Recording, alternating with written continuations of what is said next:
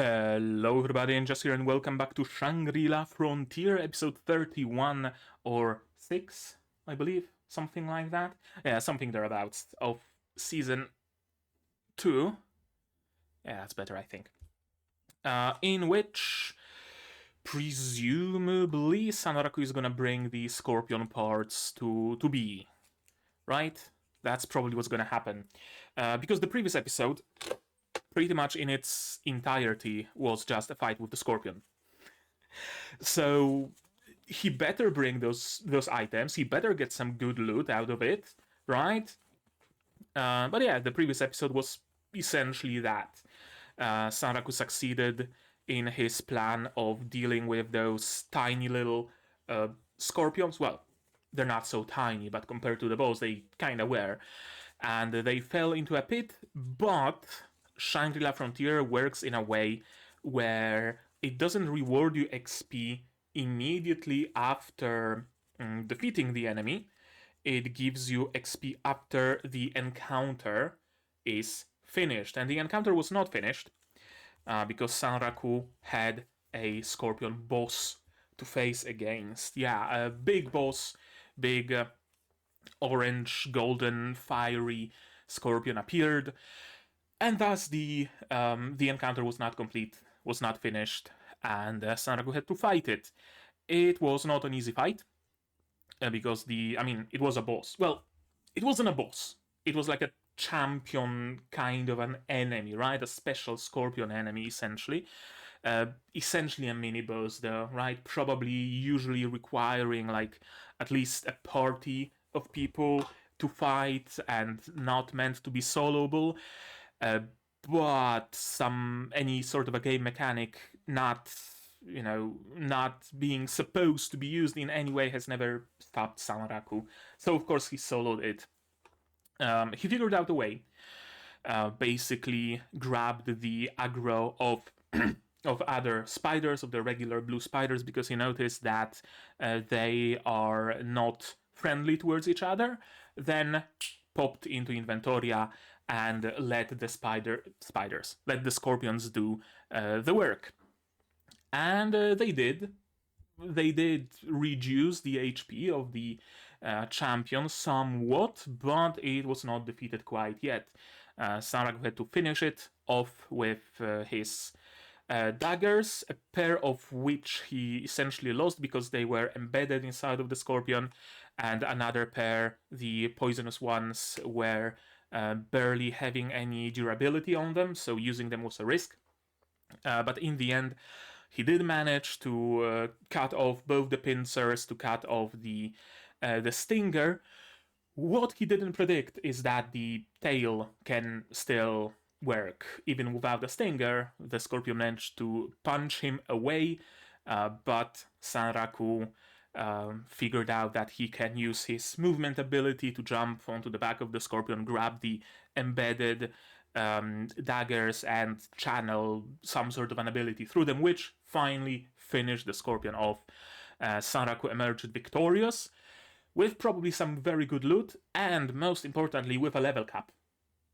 I assume with a level cap, at least level cap for this area. Perhaps the expansion areas have risen the level cap, we don't know that. But yeah, he went from level 79 all the way to 99.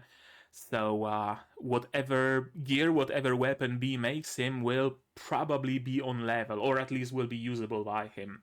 Right? He doesn't have to worry that B is gonna make him some level 87 gauntlets and he's not gonna be able to use them for 10 more levels because he's not on level yet. Although I'm not sure if equipment in Shangri-La works. No, it does. I believe like early in the show, Sanraku was like explicitly leveling up, grinding levels to be able to equip better gear, right? He was grinding for some part of for some like set of daggers, I think, right? There was something like that. So yeah, presumably gear is level limited somehow. Sorry if I sniffle every now and then, I get some sort of a cold or something. But yeah, that's where we are now. and Sanraku probably has a bunch of materials, and B asked for a bunch of Scorpion materials, and whatever B asks for, Sanraku delivers. So we're probably going back to Rabituza in this episode, and what happens next? I don't know. Anybody's guess. So, how about we just watch and see, right? Shall we? To do that, you're gonna need your subs, of course. To follow along with me, I'm gonna need my sound to hear what's going on in the show, and I'm gonna have to ask you for support. Support the channel if you want monetarily on Patreon, YouTube, down below, or not. Share my content, spread the word, costs nothing and helps a lot. And with that, we can start watching Shangri-La Frontier, episode 31, in 3, 2, 1, go.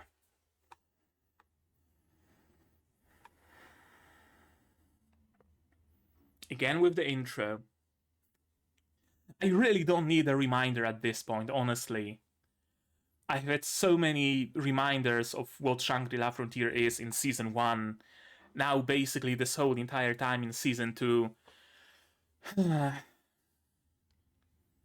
I know it's probably like artistic choice or whatever, but still. Is this episode? Well, it's 23 minutes, a minute longer, a minute and change longer than usual anime episodes, so whatever. Yeah, it's basically a minute for the intro, and the opening, that's gonna be like a minute and a half.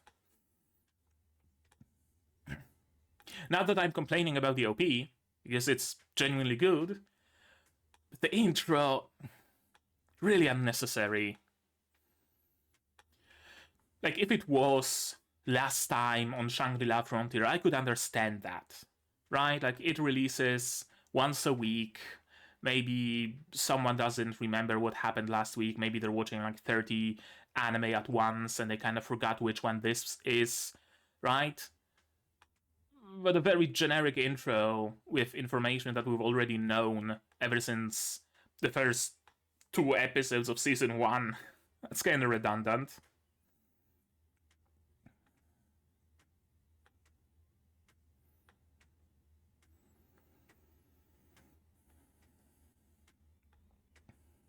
What was the anime that really did like continuations well? I can't remember. But there was one in particular that started with last time on anime name and then just smoothly transitioned into current events without any sort of a cut, without any opening, without anything. Well, the opening was later, right? But yeah, that was cool. I wish more shows did that. After the fierce battle, despair. Why despair?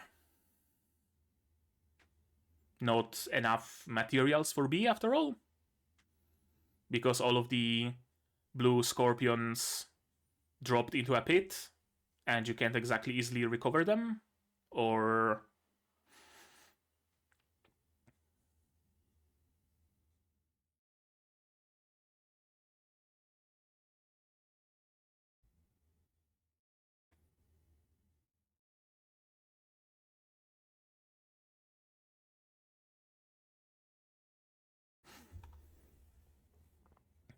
Oh. I was thinking that maybe despair will be because for whatever reason Sanraku can't get back to Rabituza or something.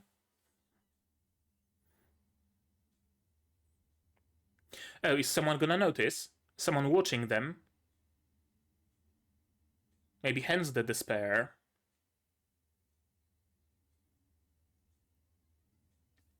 I don't know.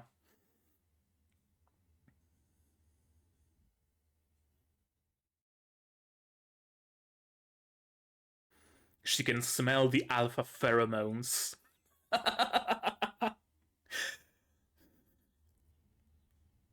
I'm assuming the... Yeah. I'm assuming that's a big deal. Nice. Crystal Ballista. I mean, yeah, it was shooting some sort of a goop. Yeah? Full set. Buy her a dinner first.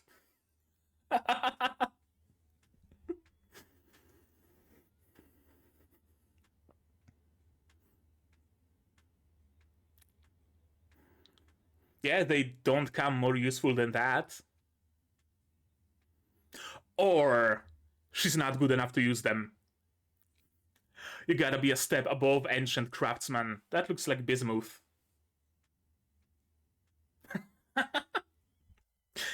uh,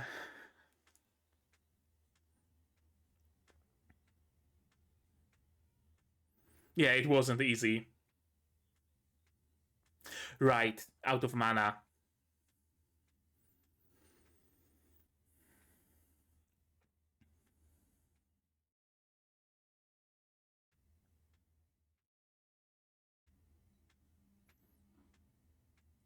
Is she bugged?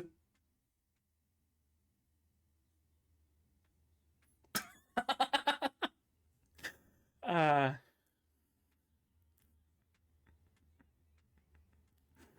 I love the music.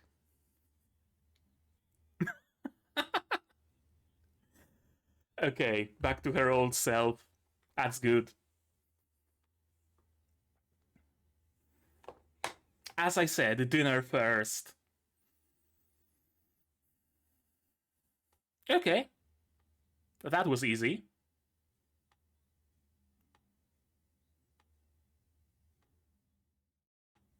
Oh.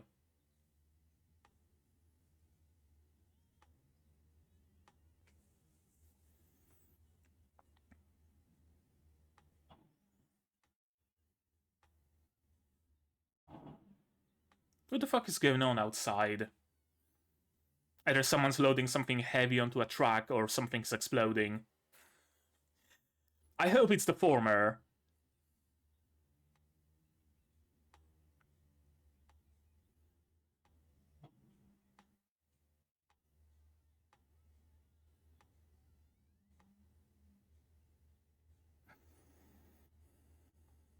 Mm-hmm.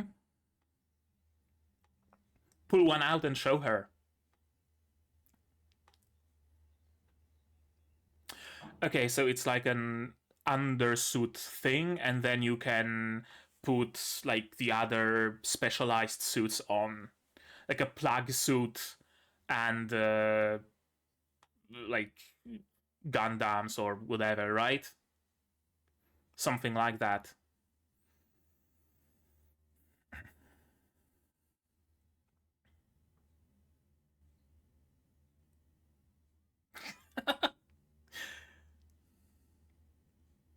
Q pencil gone and K appearing.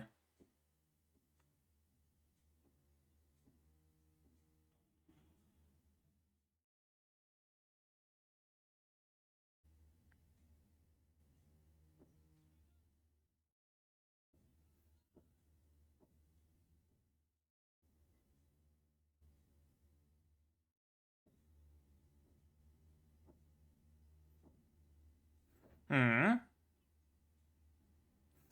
Oh shit! He can't equip armor! I completely forgot.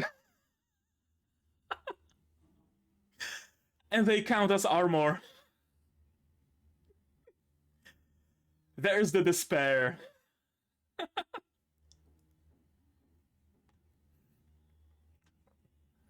Yeah. I mean, you can use the weapons at least. Our helmets, assuming they come apart. Yeah, I mean, it was a safe assumption that they could count as a vehicle or a mount or something like that, right?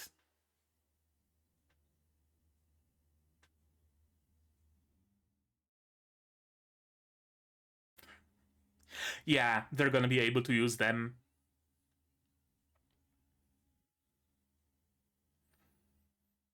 Also, one of the few times we've seen his beak animated.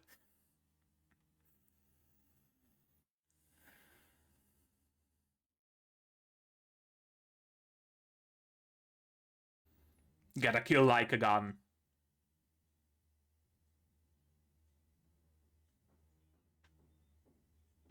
Or, sure, hide from Pencil Gun and K. True.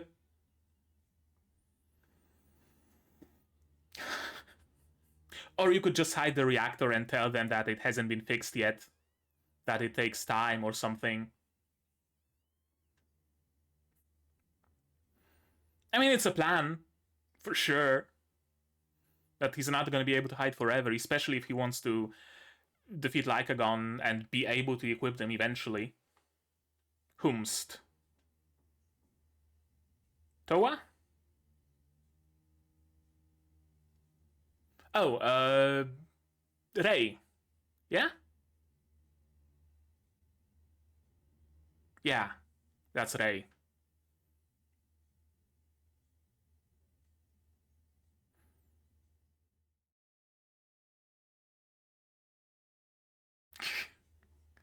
Don't be a stalker.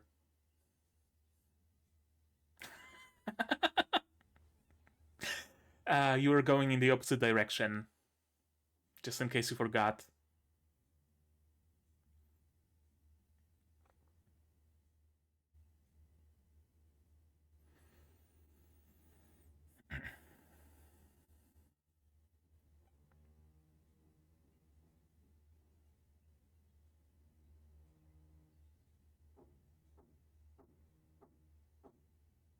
True.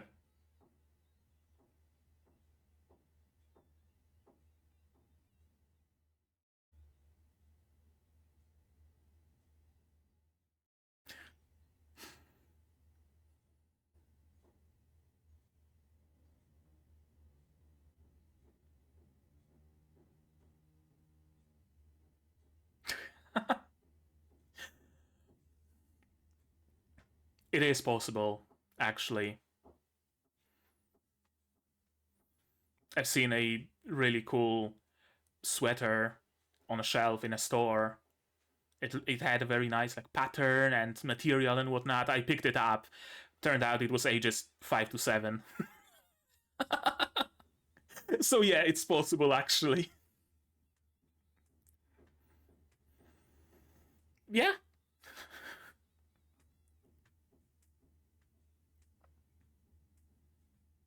Yeah, that's a plan. Oh, are we getting into the like sci-fi game that they showed in the opening?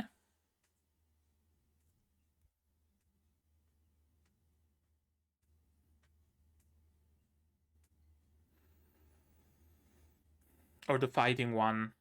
Nephi something? Nephilim Hollow. Yeah, that's gonna be the mecha game. Or Exosuit or whatever those are.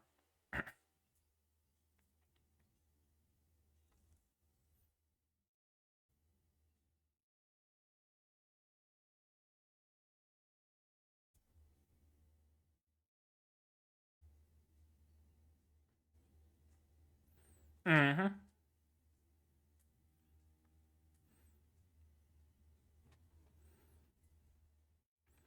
Okay, so it's not like Armor from Shangri-La, but a separate game. Gotcha, gotcha.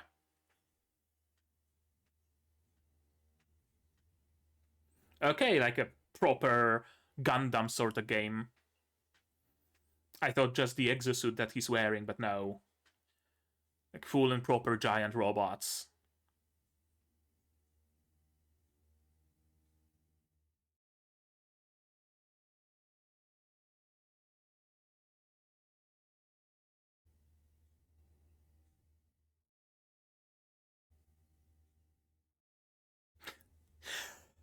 Always when you pick up a game you haven't been playing for a while.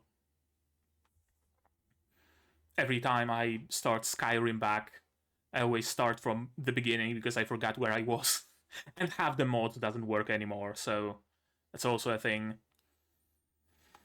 I was about to say that the robots don't seem CG, but no, they are. But they actually look pretty fucking good, I gotta say.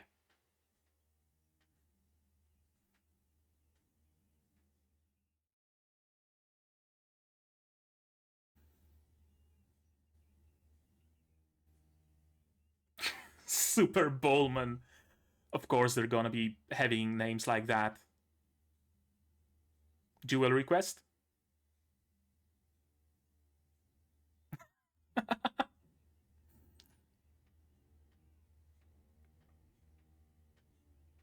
I mean, it has been months. Oh, the helmet emotes. That's cool.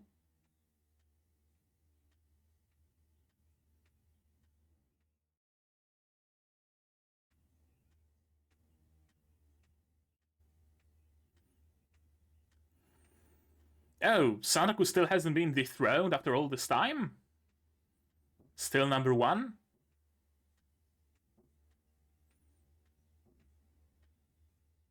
Or no, yeah, he has been deranked. But the Bowlman got to second rank.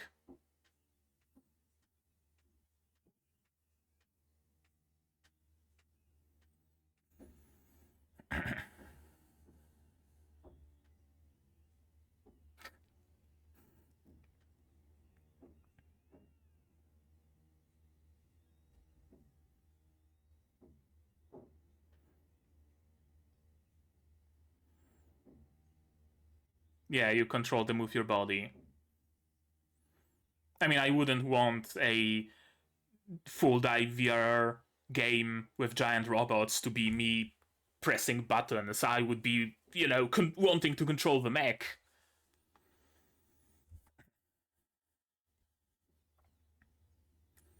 So, the same playstyle as always. Fast and dodgy glass cannon.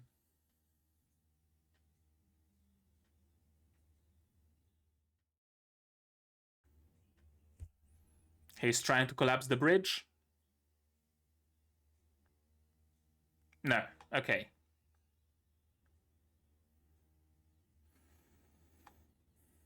I thought it was part of the plan, but apparently not.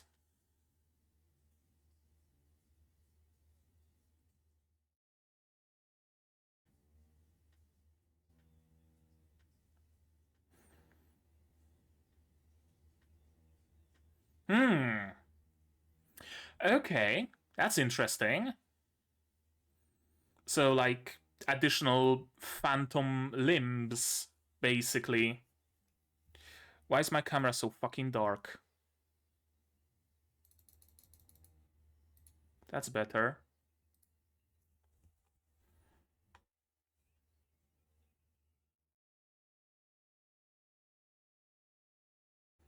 Oh, some super-powered weapon. Yep.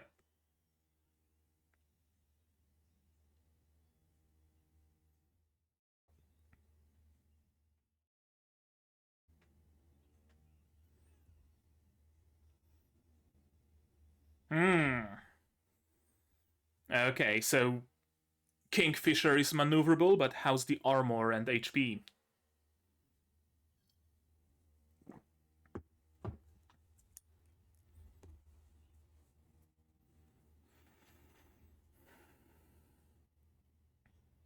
Okay. Oh, that aliasing on the edges of those robots. Damn. That did not look good.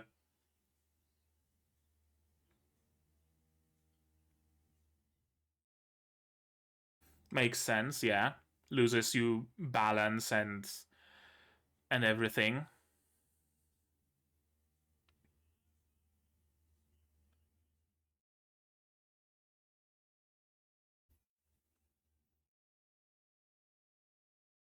Yeah, I mean that's a way. Hide in the rubble.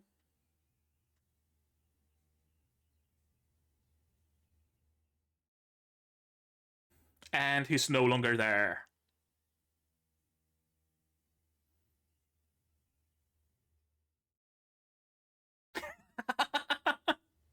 Yeah.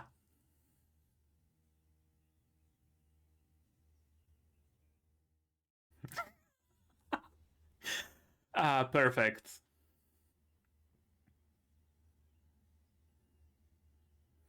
So what, Sanraku on second in the score board now? Or did he just get a bunch of points? I love the emoting helmet.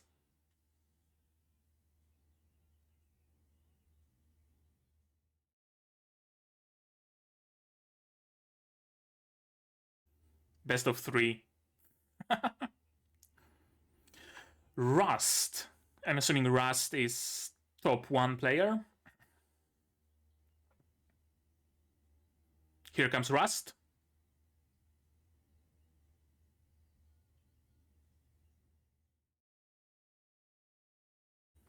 Who are you?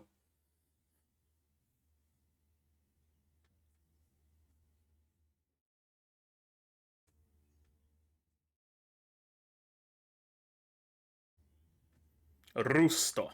Gotcha, not Rust. Rust. Okay, so I'm assuming the next episode is gonna be more of Nephilim Hollow? Yeah, Nephilim Hollow.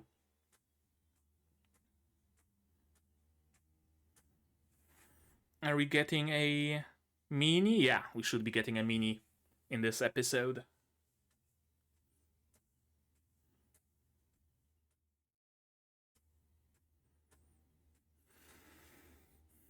Okay, so couple of episodes of a break from Shangri-La, it seems.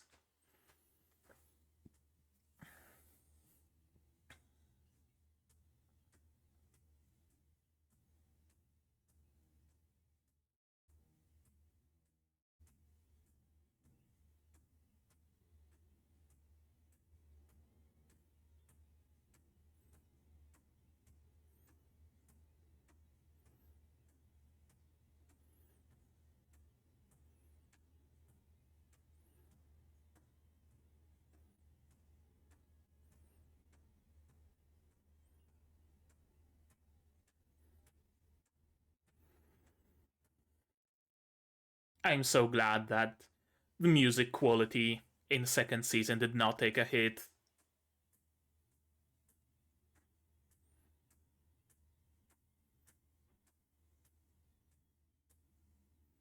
And the theater is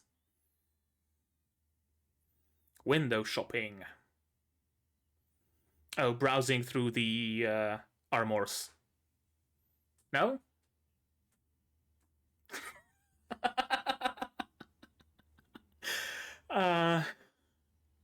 Being envious of armor.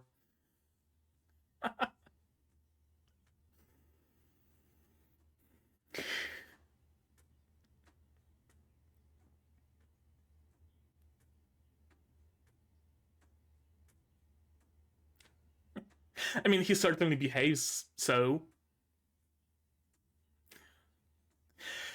And thus, an urban legend was born of a birdman who will steal your clothes if you look him in the eyes.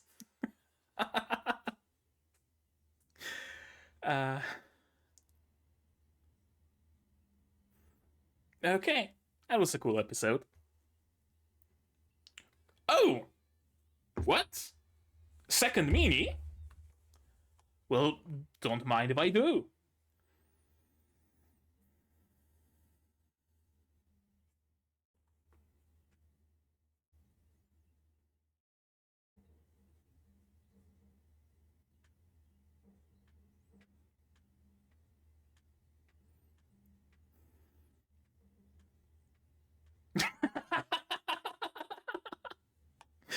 uh,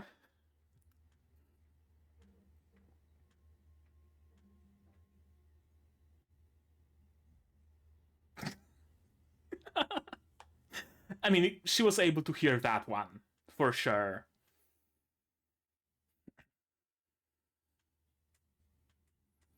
How did you get this much gear? Did you order all of that just for the sole purpose of photographing her?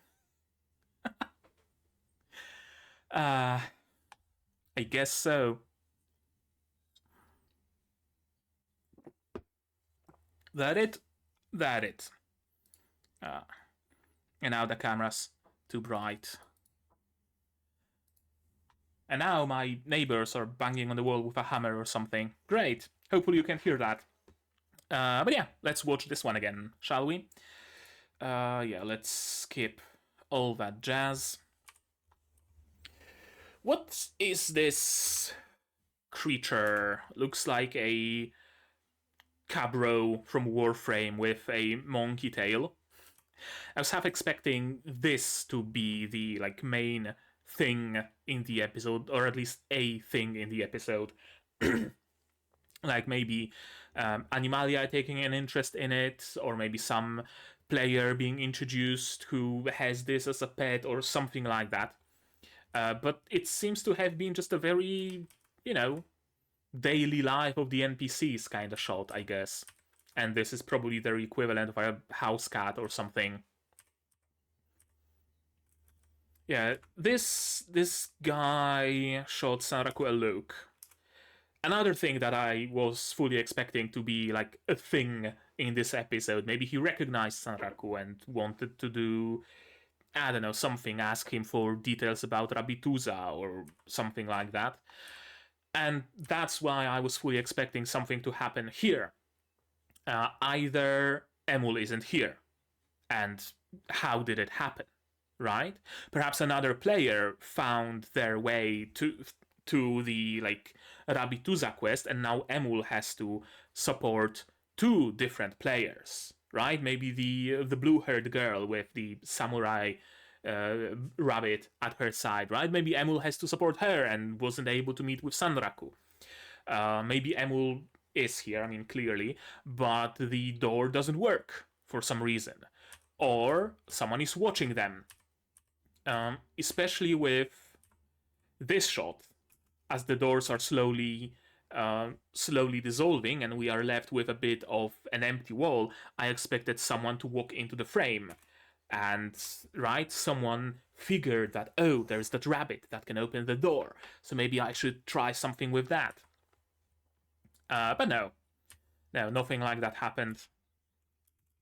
It's just B being super excited, because of course. Yeah,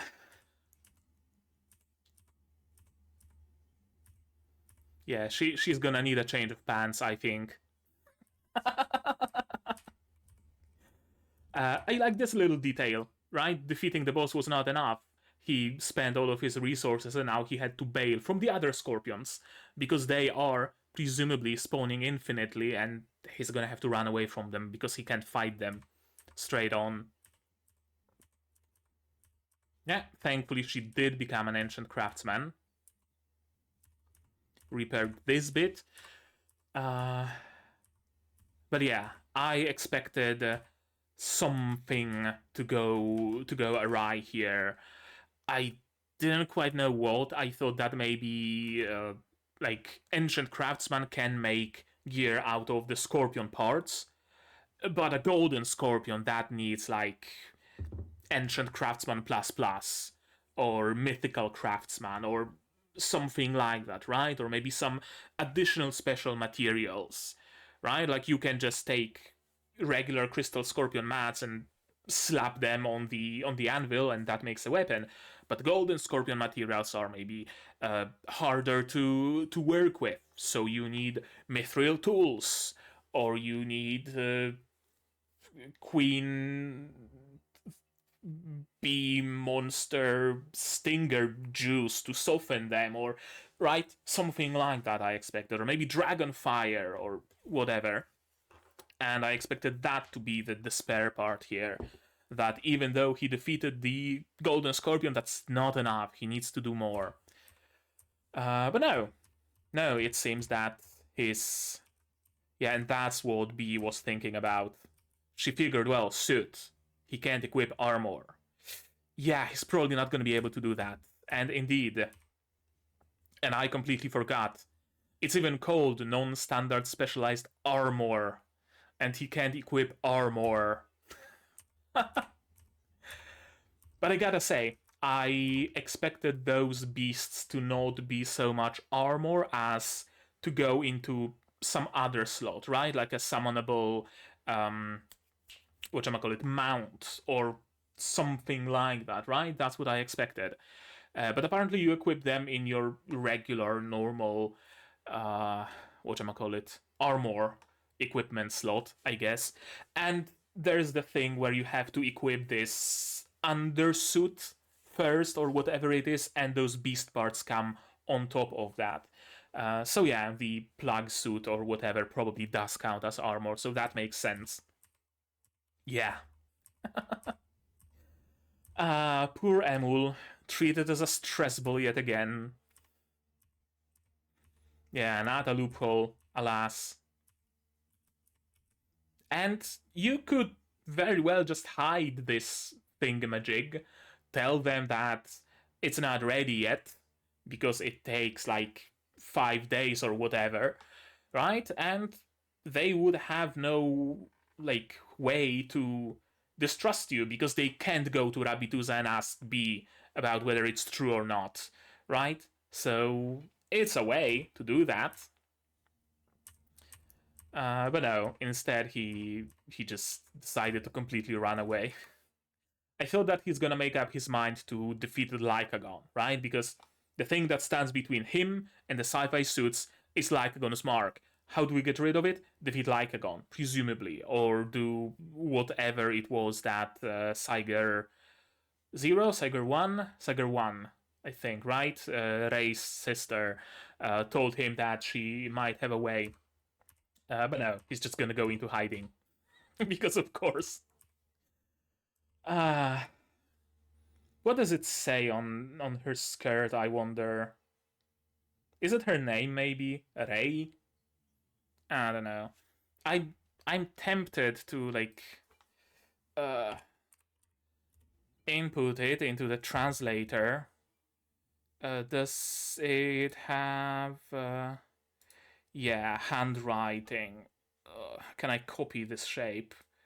Like this, and like this, and like this. Then there is this with this bit, and this thing, and crossed out, and this and this. It's gonna be like this symbol, think. Yeah, that's this symbol. Oh, it says Yawara, which translates to soft. Okay, sure, I'll take it. Okay, soft, mushy, sloppy, springy, cushiony, squidgy, pulpose. And it's placed precisely on her ass. Damn. Okay. No need to flaunt like that.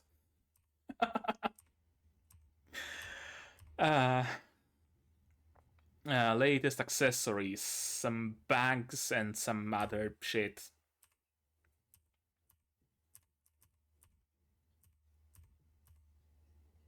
I'd put on another outfit I like and forget all about. Yeah, sure, I mean, that is a way, of course. I can do that. Yeah, I thought that maybe he's gonna go back to Shangri-La and figure out something else, right? Like maybe I can wear a helmet, right? I can maybe separate a helmet from one of those armors and wear that. Or I can look through Inventoria and find something that would fit into one of my slots. Maybe a cape, maybe new pants, maybe something that counts as a weapon but covers your arms, right? Like fighting gauntlets or something. That's what I expected. I did not expect him to play another game. Nephilim Hollow. I mean, I expected him to play another game at some point, of course, but not prompted by those events, right? Yeah, I really was unsure whether those suits are CG or drawn. They are CG, but they look really good. They look like they are drawn, and I've probably been talking way too much about what makes good CG, but I'm gonna say it again. Splotchy shadows that aren't too detailed, an abundance of tiny little details that nobody sane would hand draw is one of the dead giveaways of CG. The line work being a little bit maybe not wiggly, but not like perfectly straight, perfectly evenly thick lines. There's even that bit, like here, if you look closely, there is that bit of two lines meeting and it's a little bit thicker, as if some maybe ink was left there or something like that, right? Those tiny little imperfections. Or here, next to his mouth, you can see the top line here is like split into two. Kind of, which happens when you draw one line and another and they slightly deviate from one another. Or here you see a very good example. The line work just stops at one point, and then the border between two parts is just the difference in color. It's another thing that is very often used in drawn art in general. And all those tidbits make for a really, really good CG.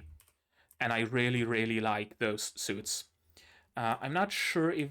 Yeah, that is animated on ones.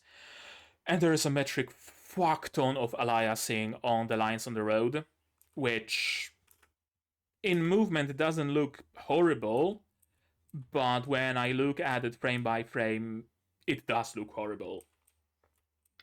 Like, aliasing is one of the problems in... Oh! And you can see in the bottom right on the roof, you can see noise. So it's probably been rendered with some sort of a ray traced renderer. Is this animated on ones? Yeah, that's animated on ones. That's another dead giveaway of something being CG. But hey, it's probably been rendered with some ray traced or line traced or whatever renderer, hence those, hence that noise. If you're unfamiliar with aliasing and ray traced renderer and whatnot, aliasing is those like jagged edges, and it happens because pixels are set in a square grid, so they will look like placed on a square grid, right? If you ever try to draw a diagonal line in Minecraft or build a circle, right? You couldn't build a perfect circle. It had those edges. Those are pixels, essentially, and that's aliasing. There are different methods to combat that, usually some sort of smoothing or blurring, right? And when you draw something digitally, or, well, if you draw something manually on paper, then there are no pixels to work with to speak of, so naturally there's no aliasing. When you do that digitally, the pen you use, the brush, usually has some little bit of smoothness, or you have anti-aliasing turned on, which smooths those edges, and you get a smooth line. When you render something, you have to use anti-aliasing, various anti-aliasing methods. You can use FXAA, TAA, TSR, or any other method, MXAA for forward rendering, I believe, and that gets rid of that. But apparently they did not use anti-aliasing everywhere. They did use it on the mechs, because the mechs actually look pretty fucking great, but they did not seem to have used that on the environment for some reason. And the noise that I talked about, yeah, ray traced rendering. You're probably familiar with ray tracing. It's basically you cast a bunch of rays, like tiny little lines, very like near each other onto a 3D scene, and they bounce back into the camera, basically simulating how photons work in real life, right? Or, well, you cast them from a light source and then bounce them not even towards camera, you bounce them naturally, and whichever hits the camera hits the camera. But the issue with that is you can't place those rays like near each other enough to be like covering everything, so you get little dots of color, and that creates a noise. And there are various filters that can alleviate that, that can reduce the noise, various denoising algorithms. They could take a look at the previous frame and the current frame and average them, right? Because the rays hit different points, they are like semi-randomly distributed, and you can get the average, and that's gonna reduce the noise here. And it seems like they are using some sort of a denoising algorithm here, because it doesn't look noisy, but it moves a lot. The noise moves a lot. And that probably means it's not the best denoising algorithm they're using. For some reason. But yeah, enough technical talk. This style, this color palette, this character design, and everything about those little scenes reminds me a lot of like old-ish anime, right? Like old-ish, not even just Gundam shows, but like early 2000 kind of anime. It really has that vibe. I really like it. And it's not the first time that Shangri-La really evokes those feelings of early 2000s anime. It's really not the first time. Like this, really, take this screenshot, tell someone it's from a unknown Gundam OVA from 2002 and they're gonna believe you. Essentially, right? I love how his helmet is emoting. That is my favorite part about Spider-Man designs, Deadpool designs, and I really like it here as well. I really like emoting helmets, emoting masks that, by all accounts, should not be doing that because they're stiff and rigid, but they do that, and it's cool. I really like it. Yeah, an old nemesis that Saraku completely forgot about. Because of course. Because it's been 3 months and you're bound to forget things like that. I'm looking for signs of aliasing in some of those scenes, but it doesn't seem to be a problem really. And pretty much every single still shot you see of them looks like it could be drawn, right? It's only the movement, being on ones and being a little bit too smooth maybe, that betrays those scenes being CG. But besides that, that's some really fucking good CG work. Yeah, it seems like Saraku uses the exact same playstyle in pretty much every game he plays. Fast, maneuverable, easy dodges, lots of damage in quick bursts, not a lot of survivability, not a lot of sustained damage. Cool, I mean, he's got a style. Gotta give him that. You can already see some aliasing here. A little bit, not much, but still. Player base is pretty small. I wonder why. It really seems like a very good game.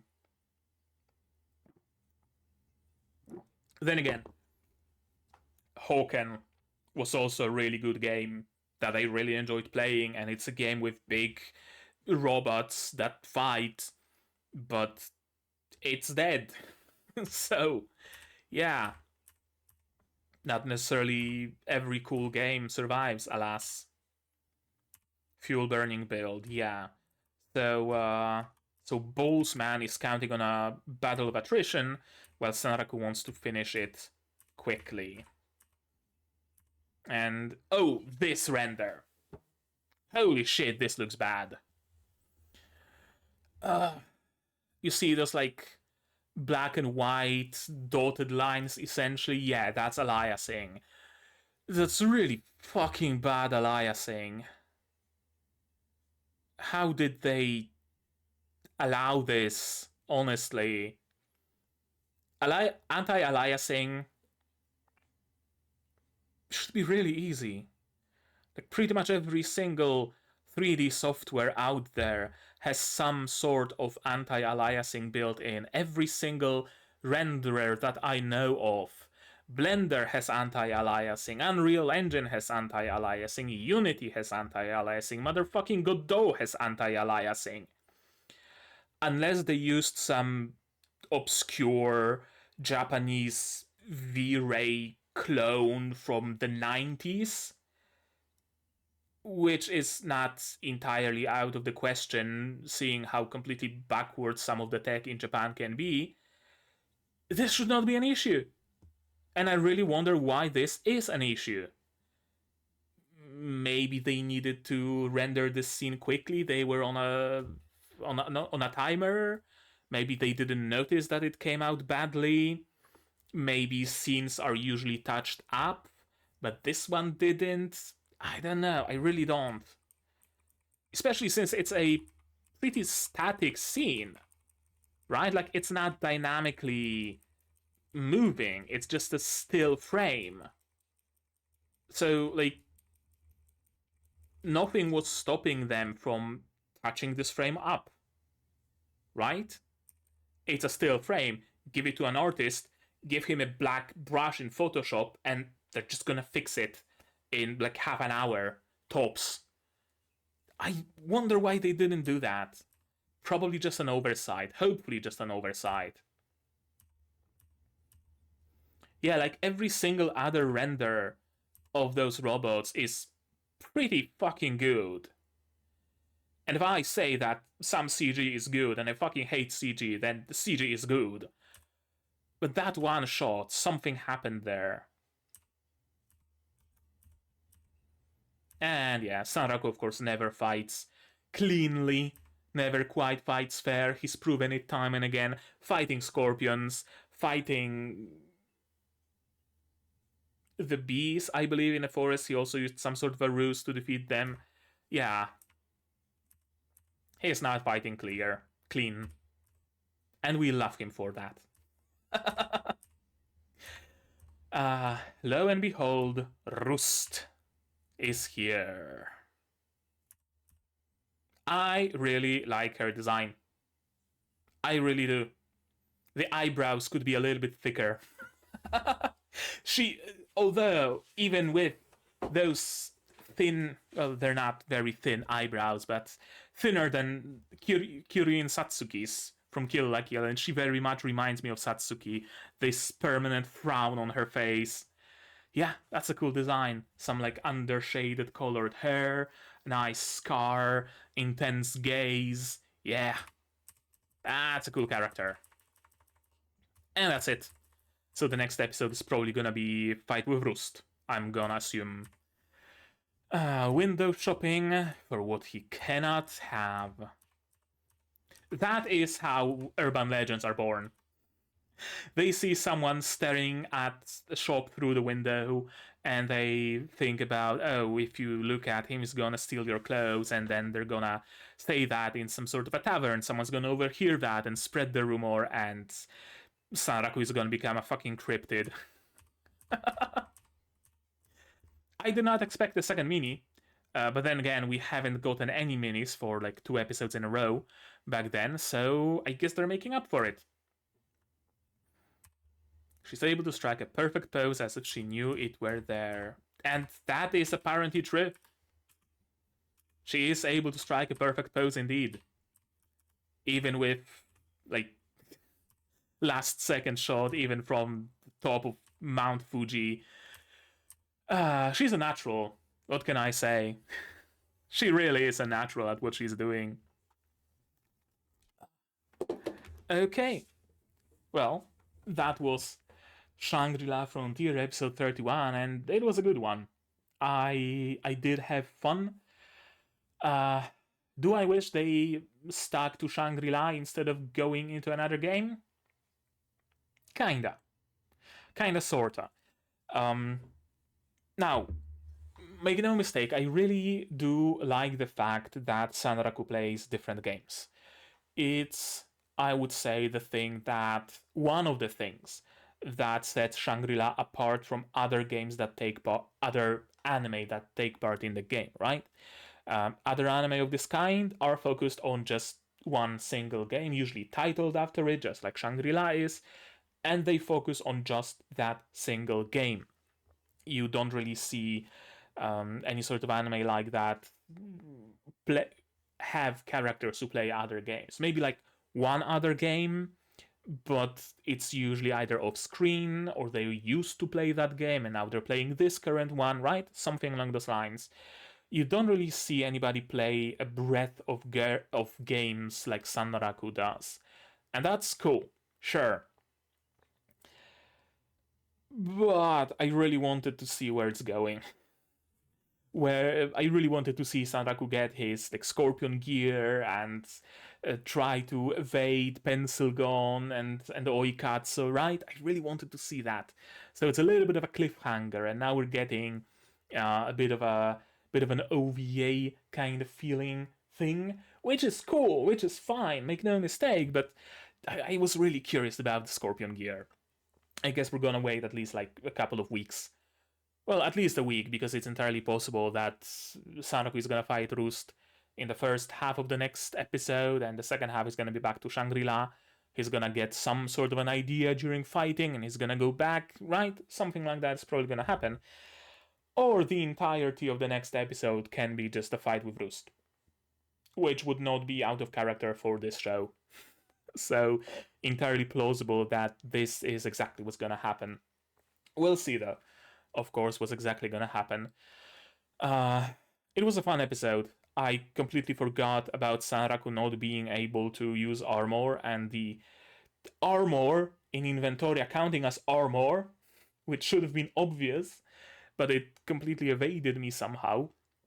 That's cool. I really I really was afraid that they're gonna progress too quickly, right? Like, Sanraku is already at level cap. Now he's gonna get access to the best gear in the game, and Towa and Kei, they're gonna get both also access to that top of the line gear, and like, where do you go from there, right? What, you just go fight the bosses with top gear and whatever those bosses drop? It's like, whatever, because you already have the best gear. That wouldn't feel right, would it? So, bringing up the limitation of Sanraku's mark again, and the fact that they only have a single reactor, so only one of them will be able to use anything from Inventoria, is a good way to keep it, maybe not grounded, but keep it still in a place where there is still space to progress, right? In a place where whatever they get as a drop from a boss, they're gonna be able to use, and they're gonna want to use, because not all of them at the same time can use Inventoria items, for example, and Sanraku can't use them whatsoever, right? That works. Many shows, I noticed, and not just shows, many games, weirdly enough, even MMOs, do the thing where the main character hits the cap of everything very early on, gets the best gear, level cap, all their skills leveled up completely, and then it's just their adventures and no progression, and like, why are you playing at this point, really, if there's no progression to be had? Like, sure, there are bosses to be fought, but it's not like you're gonna use the drops from them, so like, what's the point? What even drives you? I know I wouldn't be driven in a game like that, so I'm really glad that they're not doing that here. I was afraid they're gonna, but thankfully not the case. We still have the expansion to go through. That's also a thing. So even if they complete whatever storyline is left on this continent, there's still going to be a whole another continent to explore, naval battles, some sea monsters and stuff. So there's still going to be a lot left. And presumably, while they are finishing the next continent, they're going to add another expansion to Shangri-La, maybe an increase in level cap, stuff like that. So this show really has the potential to go ad infinitum, right? Just like many games, many live service games who keep adding and adding and adding and adding, and you're never really done. Which is beneficial for an anime like that, and for anything really, for a manga, light novel, comic, whatever. Because, okay, yay, I've defeated the big bad boss of the game, but there's been an expansion, and there's another big bad boss that I have to defeat, right? It feels more natural than in case of a fantasy show or an isekai show where there is the demon lord, and our party can't really ever defeat the demon lord, because when they do, then the story ends, unless the author pulls something out of their ass and turns out that there is a super demon lord and ultra demon lord and when they defeat Ultra Demon Lord, it turns out that the previous Demon Lord has resurrected, right? They have to resort to that, and it doesn't feel natural. In the case of a game, adding new bosses, adding new lands, adding new expansions, it's perfectly natural. And it works. It really, really works for the longevity of the story. Cool. Cool. My only criticism of this episode was, of course, is that one little bit of I don't know what happened with the render there, especially since it was a still frame. Maybe they were using temporal anti-aliasing. Could be the case. Temporal anti-aliasing is the one that I talked about where, well, no, I was talking about about a denoiser. Temporal anti-aliasing takes the previous frame or a couple of previous frames and the current frame and kind of averages them out to give good anti-aliasing. But it needs those previous frames, right? So it can have some smearing or ghosting effect when things are moving fast, for example. And when it's just a single frame you're rendering, well, there are no previous frames, so it can't really do any anti-aliasing. Maybe that's what's been going on here.